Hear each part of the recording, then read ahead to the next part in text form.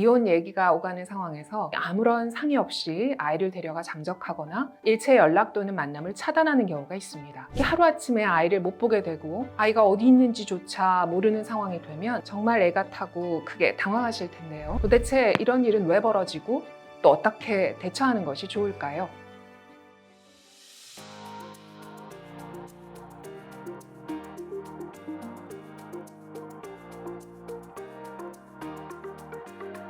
안녕하세요. 알쏭달쏭한 가사 상속의 세계 장은영 변호사입니다.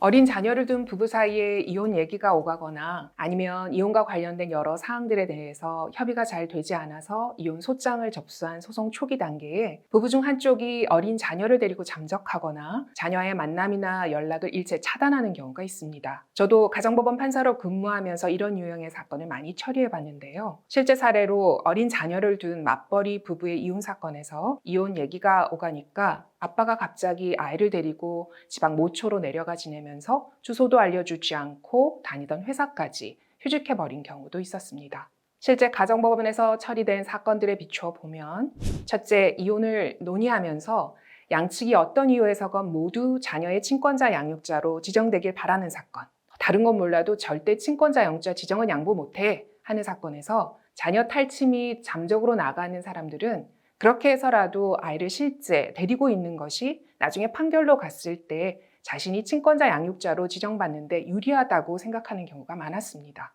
둘째, 반드시 자기 자신이 친권자 양육자로 지정되기를 원하거나 끝까지 그 부분을 고집할 생각은 없는 사건에서도 이혼 과정에서 주요 쟁점들을 해결함에 있어서 이 부분을, 즉 자녀 문제를 하나의 협상 카드나 협상의 지렛대로 사용하려는 의도인 경우도 없지 않았습니다.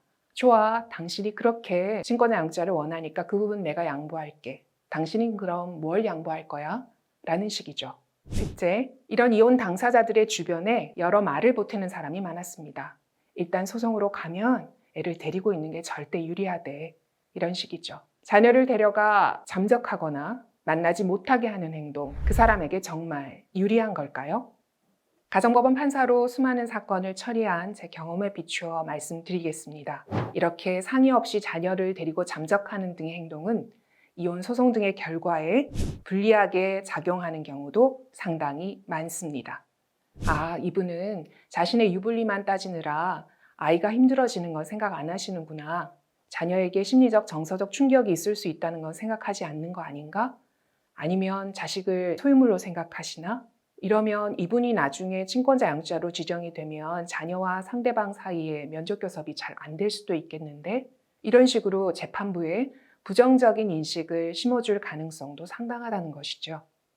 그러니 만약 여러분의 배우자가 이혼 얘기가 오가던 중에 말도 없이 자녀를 데리고 잠적하고 연락을 두절해버리는 상황이 발생하더라도 여러분도 똑같이 주변을 수소문해서 자녀를 재탈취하는 등 사실상 상대방과 동일한 방식으로 대응해서는 결코 좋지 않습니다. 이러면 문제를 더욱 악화시킬 수 있습니다. 그렇다면 변호사님, 저는 어떻게 해야 할까요? 가사소송법이 정한 사전처분을 신청하셔야 합니다. 사전처분은 이혼소송, 이혼조정 등 사건이 법원에 계속되고 있을 때 그 재판부에 신청하는 것인데요.